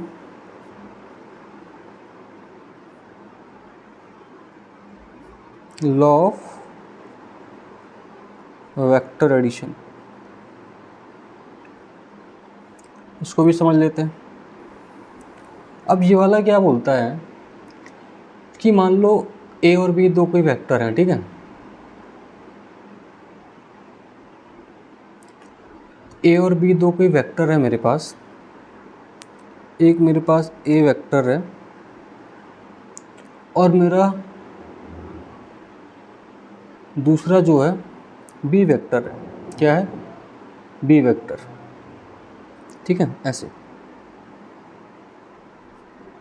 ऐसा मेरा बी वेक्टर है, ये मेरा क्या है, ए वेक्टर है, इसको मैंने ओ नाम दिया, इसको मैंने इसके इनिशियल को मैंने ओ नाम दिया, टर्मिनल को ए नाम दिया। ए वेक्टर के बी वेक्टर का जो है मैंने इनिशियल को ओ नाम दिया, टर्मिनल को मैंने बी पॉइंट नाम दिया। ठीक है, तो ऐसे करके मैंने क्या किया, इसकी जो क्या है ये अपनी जो दो एडजेसेंट साइड्स हैं, ए वेक्टर बी वेक्टर क्या है, एडजेसेंट साइड्स है एक पैरेललोग्राम की। ठीक है, अगर अपन इन दोनों वेक्टर के हेल्प से एक पैरेललोग्राम अगर अपन बनाते हैं, ठीक है, तो उस पर अपन एक एडिशन वाली चीज़ देख सकते हैं। देखो अच्छा है, अपन चलो पैरेललोग्राम बनाते हैं, फिर अपन vector law of parallelogram law of vector addition समझते हैं। मैंने एक आपको चीज़ समझाई थी कि हम 3D मतलब 3D स्पेस में किसी वेक्टर को उठा पटक कर सकते हैं विदाउट उसका डायरेक्शन और मैग्नीट्यूड को चेंज किए, है ना। तो अगर मैं बोलूँ कि ए वेक्टर की मैंने कॉपी बनाई और उसकी स्पेस में घुमाया और उसको यहाँ पे लाके उसकी एक कॉपी यहाँ पे पटक दी, ठीक है, तो क्या ये मेरा ए वेक्टर होगा, मतलब ए वेक्टर होगा। ठीक है, ए वेक्टर ही होगा, कॉपी होगी उसकी। ठीक है, दूसरा मैंने एक और चीज़ मैंने ऐसे क्या किया कि बी वेक्टर की कॉपी उठाई और एक यहाँ पे लेके आ गया। ठीक है, ये बी वेक्टर की कॉपी उठाई, मैंने ए वेक्टर की कॉपी उठाई, ये मैंने बी वेक्टर की कॉपी उठाई। ठीक है, तो मेरा क्या हो जाएगा, ये पैरेललोग्राम क्या बन जाएगा, मेरा यहाँ पे पैरेललोग्राम बन जाएगा ना। ठीक है, बात आ रही इतनी समझ में? ठीक है सर, इतनी बात तो हमें समझ में आ गई। ठीक है, तो इसको अभी डायरेक्शन को छोड़ो है ना, यहाँ पे थोड़ा सा इसको छोड़ो, ये वाला भी इसको पढ़ लो। तो ये अपन ने 2 वेक्टर उठाए, यहाँ पे ये उठा दिया, बी वेक्टर को उठा ले, बाकी को अपन ने ज्वाइन कर दिया। तो इसको अपन ने क्या बोल दिया, सी वेक्टर, सी पॉइंट नाम दे दिया, ठीक है। तो ये अपना क्या बन गया, पैरेललोग्राम एक रेडी हो गया, ठीक है। वेक्टर्स की उठा पटक के पैरेललोग्राम अपना रेडी हो गया। अब देखो पैरेललोग्राम क्या बोलता है, देखो पैरेललोग्राम लॉ ऑफ एडिशन क्या बोलता है, ध्यान से समझना है ना, कि अगर मान लो जो मेरा ए वेक्टर है, ठीक है,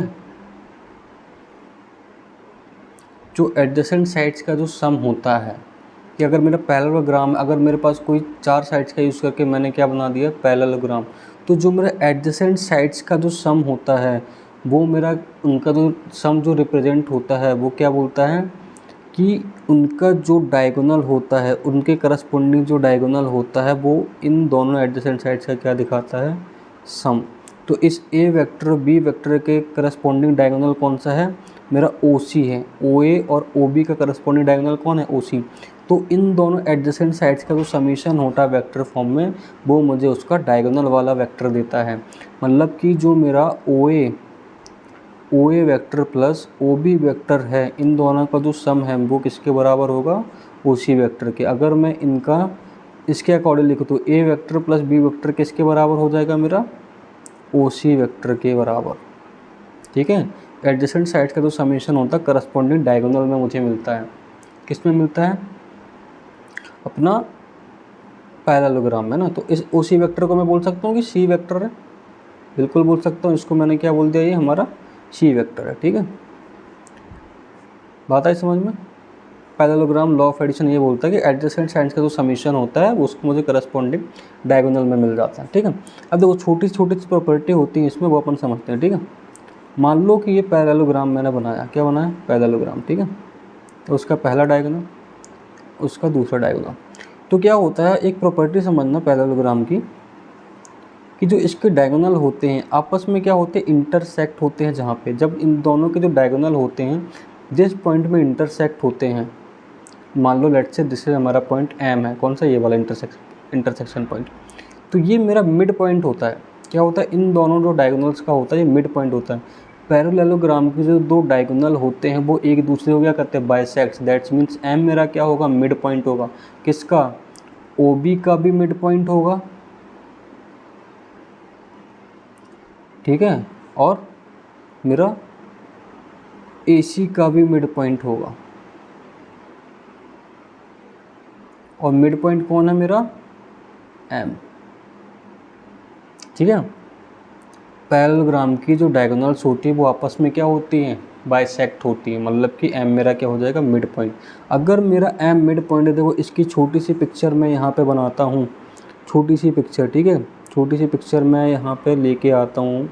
ये मान लो ओ है, ये मेरा ए है, ये मेरा सी है।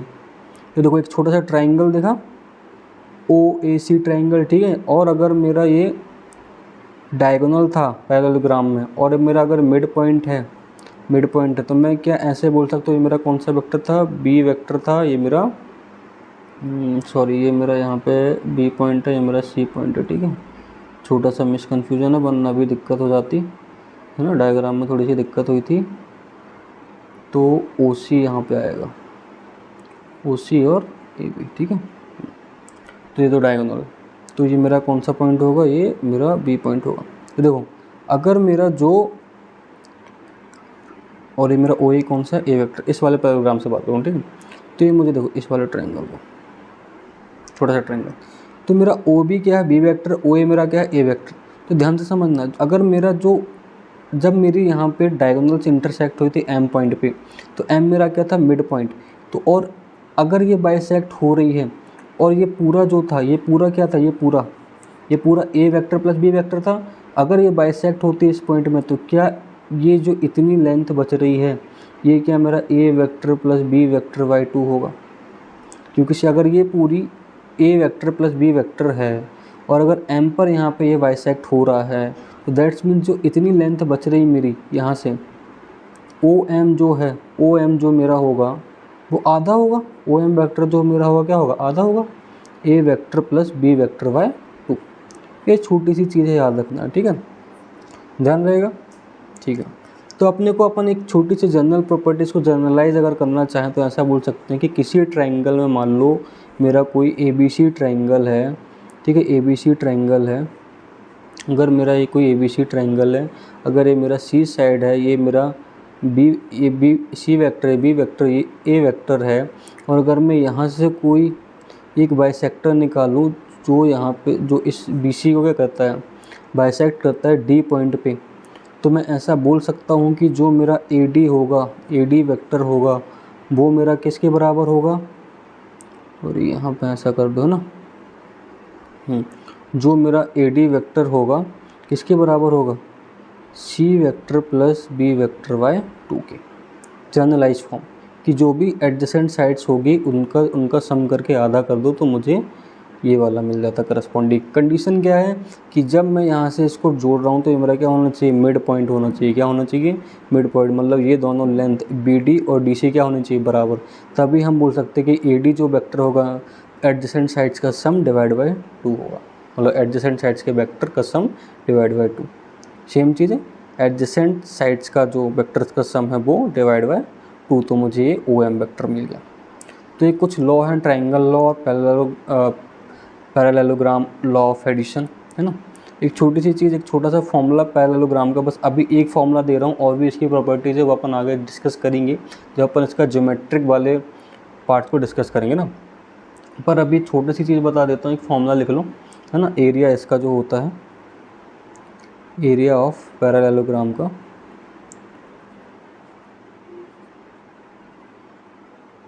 क्या होता है, सिंपल सा, दो एडजेसेंट साइड्स का क्रॉस प्रोडक्ट करके उसका नेगेटिव निकाल लो, तो अपना क्या आ जाता है, एरिया ऑफ पैरेललोग्राम। ये छोटी छोटी सी चीज़ें जो अभी ध्यान रखनी है, इनको बहुत तरीके से ध्यान रखना, क्योंकि इसमें बता रहा हूँ जब आप JEE एडवांस में मल्टीपल चॉइस में जब मोर देन 1 करेक्ट में आते हो तो आपको इन्हीं प्रॉपर्टीज़ का यूज करके बहुत सारे ऑप्शन को करेक्ट करना पड़ता है। वहाँ पे प्रॉपर्टी ध्यान आना बहुत ही ज़्यादा ज़रूरी होती है।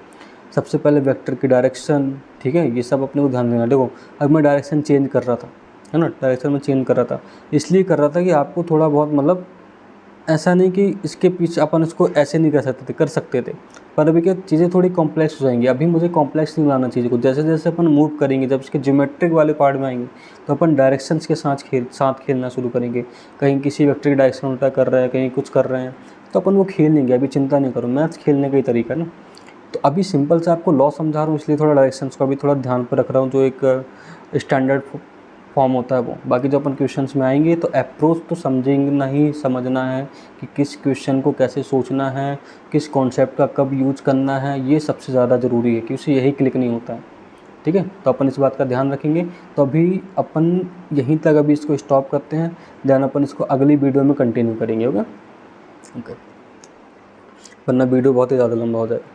तब के लिए अच्छे से पढ़ाई करिए, है ना, ध्यान दीजिए अपने नेक्स्ट अटेम्प्ट में, बाकी सब्जेक्ट्स पर भी ध्यान दीजिए, एंड मिलते हैं नेक्स्ट वीडियो में।